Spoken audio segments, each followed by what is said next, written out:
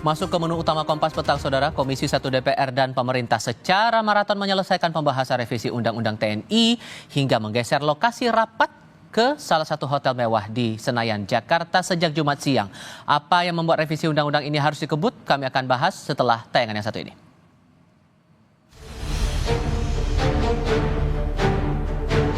Pembahasan revisi Undang-Undang Nomor 34 Tahun 2004 tentang TNI terus bergulir dan semakin dikebut.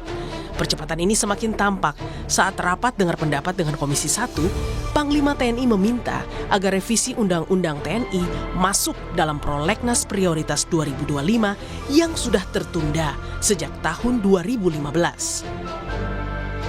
Tahun 2015, pembahasan revisi Undang-Undang Nomor 34 Tahun 2004 tentang TNI masuk dalam daftar program legislasi nasional rancangan undang-undang tahun 2015-2019 pada nomor urut 11 yang ditetapkan dengan keputusan DPR RI tentang prolegnas tahun 2015-2019. Namun, mulai tahun 2015 sampai dengan berakhirnya periode DPR RI tahun 2019, RUU TNI tidak pernah dibahas di DPR RI. Mohon kesediaan Komisi 1 DPR RI untuk mengagendakan pembahasan RUU tentang perubahan atas Undang-Undang Nomor 34 Tahun 2004 tentang Tentara Nasional Indonesia masuk dalam prolegnas prioritas tahun 2025. Sementara itu, anggota Komisi 1 Nurul Arifin menyatakan partainya memahami Undang-Undang TNI perlu direvisi agar lebih relevan dengan perkembangan zaman dan perlunya menempatkan posisi TNI secara imbang di ranah sosial. Kami ingin bersikap bahwa rekan-rekan dan publik dalam hal ini untuk memberikan satu dukungan begitu, bahwa rancangan undang-undang perubahan ini adalah untuk menghargai dan mendudukan TNI sesuai dengan porsinya. Jadi jangan dinafikan bahwa perjuangan bapak-bapak itu semua harus kita apresiasi begitu. Harus ada dalam posisi yang equal dengan institusi lainnya. Namun, urgensi mempercepat revisi Undang-Undang TNI ini dinilai bertentangan dengan mandat reformasi, demokrasi, dan konstitusi yang sudah memisahkan ranah sipil dan militer secara tegas. Seharusnya penempatan anggota TNI aktif di 10 kementerian lembaga selama ini adalah yang urgen untuk dievaluasi. Undang-undang TNI ya untuk misalnya reformasi peradilan militer itu belum selesai sampai sekarang. Kedua, mandat Undang-Undang TNI untuk membentuk kebijakan yang lebih spesifik terkait dengan mekanisme perbantuan. Perbantuan di 10 titik yang sebetulnya sudah mengalami perluasan, itu juga belum ada. Yang ketiga, belum pernah ada evaluasi menyeluruh terkait penempatan yang selama ini terjadi. Itu urgensinya dan itu esensinya. Bahwa mandat demokrasi kita, mandat reformasi kita, mandat konstitusi kita memisahkan secara tegas mana ranah militer, mana ranah sipil, sampai sekarang juga belum jelas. Dan itu yang menjadi urgensi, bukan perluasan. Meski Komisi 1 DPR dan pemerintah tengah kebut menyelesaikan revisi Undang-Undang TNI mengenai kapan tanggal pengesahannya, menurut Wakil Ketua DPR Sufmi Dasko Ahmad, itu tergantung dinamika dalam Komisi 1. Jadi kalau revisi Undang-Undang TNI itu kan dibahas di Komisi 1. Kita belum cek dinamikanya seperti apa karena yang tahu itu adalah Komisi 1, bisa cepat, bisa lambat, tergantung dinamika daripada pembahasan. Sejauh ini ada 3 pasal yang menjadi fokus perdebatan, yakni pasal 3 terkait kedudukan TNI, pasal 47 tentang perluasan penempatan TNI di kementerian dan lembaga, serta pasal 53 terkait perubahan batas usia pensiun. Tim Liputan Kompas TV. Lalu apa sebenarnya yang membuat DPR dan pemerintah sampai maraton membahas revisi Undang-Undang TNI ini? Apa yang coba dikejar? Kami akan bahas bersama dengan para narasumber. Sudah bergabung lewat sambungan dalam jaringan pengamat militer yang juga Kepala Center for Intermestic and Diplomatic Engagement Anton Aliabas dan dosen hukum tata negara dan peneliti Posdem Ferry Amsari. Bang Ferry, Mas Anton, selamat sore. Selamat sore. Oke, tampaknya belum dibuka audionya, nanti kita akan coba dengarkan kembali. Sementara di studio kami juga sudah bergabung mantan wartawan Istana Harian Kompas, Soehartono. Mas Har, apa kabar Mas? Baik, Mas Tifal. Terima kasih semua sudah bergabung. Oke, kami sudah mendengar suara Anda di sambungan dalam jaringan. Kalau melihat fenomena hari ini Bang Ferry, jarak dari kantor DPR ke lokasi rapat hari ini kurang dari 4 km dan dilaksanakan akhir pekan. Menurut Anda hal ini lazim? Ya, tidak lazim ya.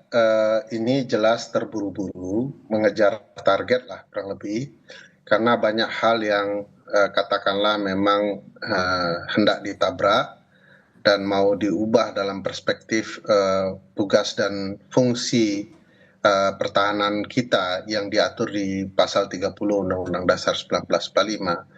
Jadi keterburu-buruan ini juga menghilangkan prinsip pembentukan peraturan perundang-undangan, terutama soal meaningful participation ya, partisipasi bermakna yang ditegaskan di putusan MK nomor 91 dan pasal 96 Undang-Undang tentang pembentukan peraturan perundang-undangan Undang-Undang 12 tahun 2011 dan turunannya. Jadi sama sekali tidak banyak publik diikutsertakan. Belum lagi kalau kita bicara naskah akademiknya tidak tersebar dengan baik sebagai bentuk upaya sosialisasi sebuah pembentukan peraturan perundang-undangan. Di naskah akademik itu kita akan ketahui ya, ini tujuannya apa, arah perubahannya bagaimana, dan apa saja kepentingan bangsa dan negara dalam perubahan ini.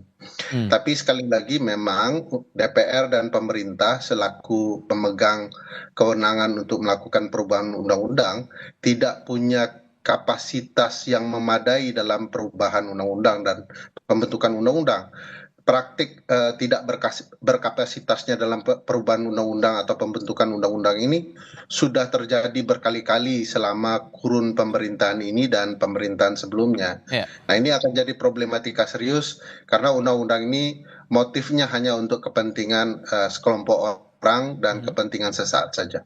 Kalau dari versi pembuat undang-undang, Mas Anton, ini kan mencoba revisi ini membuat agar kondisinya relevan dengan keadaan kekinian. Menurut Anda sudah mendesakkah untuk revisi undang-undang ini dilakukan sekarang dengan treatment dilangsungkan di akhir pekan ini? Gini, Mas, saya kebetulan dulu sama kayak Mas Har pernah jadi wartawan dan saya pernah kerja di DPR. Untuk sebuah proses, misalnya kegiatan rapat di luar DPR itu adalah biasa. Dalam banyak penyusunan undang-undang itu adalah biasa. Cuma gitu ya, cumanya memang ini akan terkesan terburu-buru karena baru ada DIM gitu, pembahasan belum banyak, lalu baru beberapa perwakilan sipil yang dipanggil, kemudian sudah langsung masuk dalam pembahasan. Biasanya sih kalau misalnya dulu gitu ya, ketika masuk di hotel itu biasanya udah timus, perumusan, lalu tim sin, ya, tim sinkronisasi gitu masuk di hotel tuh biasanya. Yang memang debatnya agak panjang gitu. Karena dulu biasanya dari komisi, panja, timus, tim sin gitu. Jadi biasanya kalau di panja, timus, tim sin tuh memang akan banyak maraton di hotel karena dulu rapatnya bisa sampai jam 3 pagi, jam 4. Jadi itu proses yang biasa. Itu satu. Kedua, apakah ini urgent atau tidak? Kalau saya melihatnya memang butuh perubahan. Kenapa? Karena ada beberapa misalnya pos-pos yang diduduki oleh tentara aktif yang memang butuh payung. Misalnya adalah Bakamla. Bakamla itu tidak masuk dalam 10 pos yang ada di Undang-Undang TNI. Karena itulah kemudian ini butuh payung. Ketiga misalnya ada perluasan ya. Perang masa depan itu tidak lagi ngomong tentang darat, laut, udara. Tapi ada medan-medan lain. Yang namanya siber, yang namanya antariksa, yang itu belum masuk dan itu butuh payung hukum. Kalau misalnya bicara undang-undang gitu misalnya, ini Panglima TNI beberapa waktu lalu pengen membangun yang namanya angkatan siber, mau rekrut sipil. Pertanyaannya, siapa nanti, matra mana yang akan membina prajurit itu? Itu akan menjadi pertanyaan karena yang pembinaan itu ada di matra darat, laut, udara. Belum lagi misalnya Kasau itu pengen bangun satuan ruang angkasa.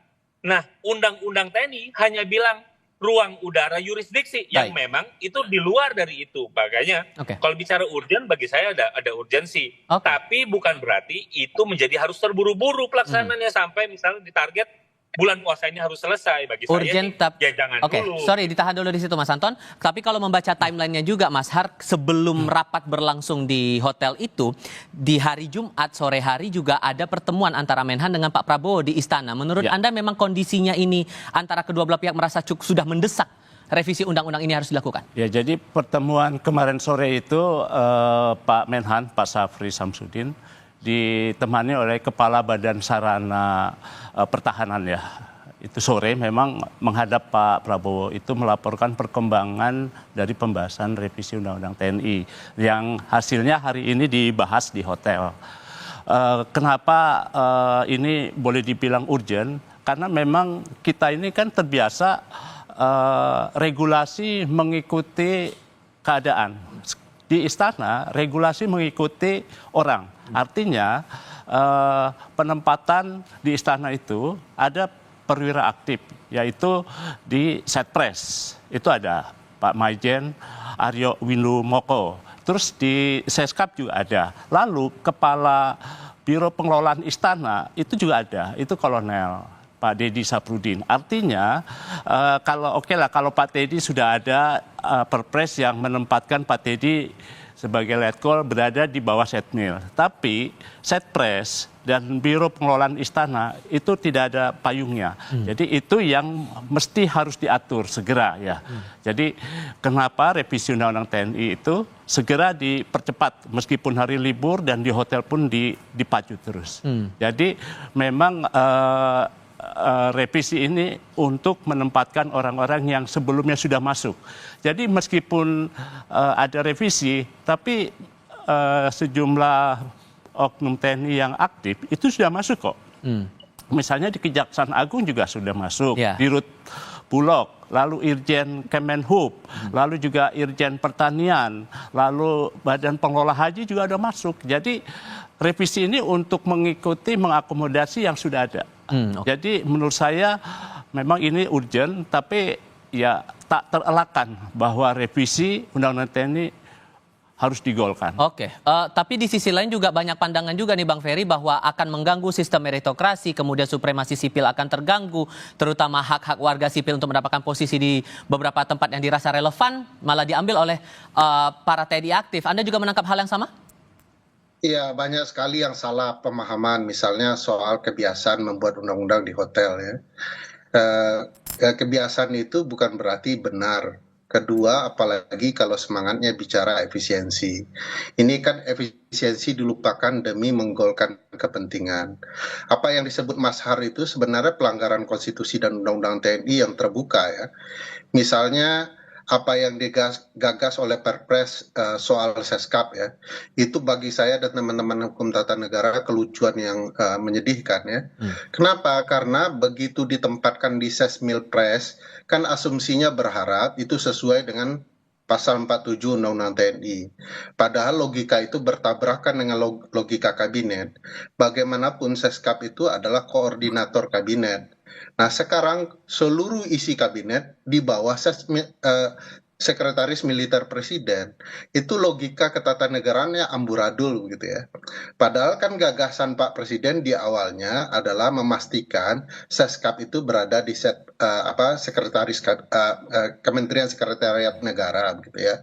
Itu jauh lebih tepat, tapi kemudian disimpangkan hanya untuk kepentingan kebutuhan TNI. Belum lagi bicara kabulok dan segala macam yang salah menurut Undang-Undang TNI. Nah yang beginian hendak dirombak dadakan belakangan setelah kemudian pertandingan berjalan. Barulah peraturan dibuat. Nah yang seperti ini kan pelanggaran prinsip dalam pembentukan perundang-undangan dan gagasan konstitusi. Kalau kita bicara kebutuhan-kebutuhan TNI sebenarnya, satu, di Undang-Undang Dasar itu pasal 30 sebenarnya daulat sipil itu terlihat dalam sistem pertahanan dan keamanan kita. Sipil yang bisa masuk ke ruang militer, bukan sebaliknya militer yang masuk ke ruang sipil. Baca deh baik-baik pasal 30 itu bahwa tiap-tiap warga negara berhak untuk mengikuti pertahanan dan keamanan. Dan bukan sebaliknya pertahanan dipindahkan ke ruang sipil, ke ruang pelayanan publik. Ini kan sebenarnya teman-teman TNI ini tidak sejahtera saja hidupnya. dan kemudian mau dialihkan ke tempat yang membutuhkan kesejahteraan hidup. Harusnya TNI yang disejahterakan, diperbaiki sistem meritokrasi di dalamnya agar kebutuhan dan pertahanan keamanan kita betul-betul maksimal, bukan sebaliknya. Ada kekhawatiran juga begini Mas Anton, tumpang tindih prosedur nanti yang akan dihadapi oleh anggota TNI di jabatan sipil ini, terutama kalau mereka tersangkut kasus hukum. Apabila kemudian tersangkut kasus hukum, prosesnya peradilan militer, tapi untuk proses sipilnya malah tidak akan berjalan. Sejauh mana Anda mencermati ini? Sebentar, ketika kita bicara militer, orang yang masuk TNI itu pasti pengen jadi tentara, bukan jadi pejabat masuk dalam dunia sipil. Itu satu, itu yang harus pahamin. Karena itulah kemudian mereka yang akan duduk di jabatan sipil itu harus dibatasi. Gitu ya, harus dibatasi secara ketat. Kenapa? Satu, soal meritokrasi. Gitu ya. Kedua, tadi bahwa kalau misalnya ini soal bottleneck, ya diselesaikan bottlenecknya, bukan kemudian malah diperlebar gitu. Jadi kalau tadi yang ucapannya Mas Har, ada beberapa yang kemudian butuh legalisasi, itu jelas salah. Itu saya sepakat tadi dengan Mas Uda Ferry bahwa itu adalah salah gitu. Jadi kepala bulog, irjen dan lain-lain salah. Kenapa? Kita sudah ada undang-undang ASN kalau untuk jadi irjen dan lain-lain. Boleh nggak prajurit aktif untuk duduk jabatan sipil? Boleh. Ikut proses bidding. Sebelum dilantik, dia harus pensiun. Jadi kriterianya gitu, undang-undang ASN. Itu kan nggak dipatuhin, itu problemnya. Gitu. Jadi bagi saya, yang namanya mereka masuk ke TNI, itu pengen jadi tentara, gitu, bukan jadi pengen pejabat sipil. Gitu. Jadi bagi saya, ketika itu mereka akan lambat laun, itu selalu dibenarkan, dibiarkan, ini yang akan jadi adalah demoralisasi. Satu adalah kepada ASN, yang mimpinya juga jadi pejabat, tentu saja di sipil. Kedua, adalah mengganggu profesionalisme. Karena urusan tentara itu tugas pokoknya adalah sebagai alat pertahanan negara. Yang lainnya adalah tugas perbantuan gitu. Jadi kalau tugas perbantuan bukan untuk jadi pejabat. Sudah kami tangkap tugas poinnya perbantuan itu adalah untuk sementara dan lain-lain.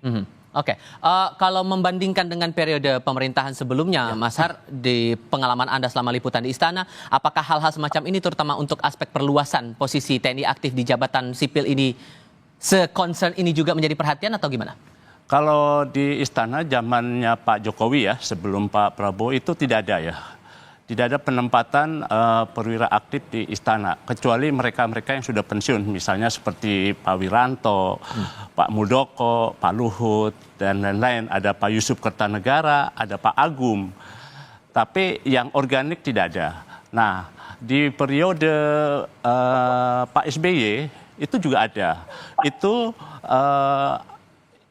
ada beberapa yang aktif, terutama di penasehat staf khususnya Pak SBY itu ada. Meskipun ada Pak Sudi yang sudah pensiun juga ya, lalu ada beberapa lagi yang memang sudah pensiun ya, tapi tidak dilibatkan. Lalu di eranya Gus Dur juga tidak ada yang aktif juga. Begitu juga di eranya Pak Habibie, ada satu Pak Sintong, tapi sudah purnawirawan. Nah, yang justru aktif ketika pada periodenya Pak Harto, itu mensekneknya semua TNI. Di zaman Pak Bung Karno juga ada satu, yaitu Kepala Rumah Tangga Kepresidenan, Maijen Soeharjo. Beliau juga aktif. Tapi secara dinamika singkatnya apakah sama seperti yang sekarang kita rasakan sekarang? Singkat saja. Tidak. Jadi ada kebutuhan yang penting dan harus dilakukan pada periode sekarang ini. Sehingga penempatannya dari sisi jumlah bertambah, juga dasar hukumnya juga mau tidak mau harus diubah juga. Untuk menjadi payung hukum itu. Bung Ferry, Mas Anton, dan Mas Har, terima kasih banyak sudah mau berdiskusi bersama kami kali ini. Selamat sore semuanya.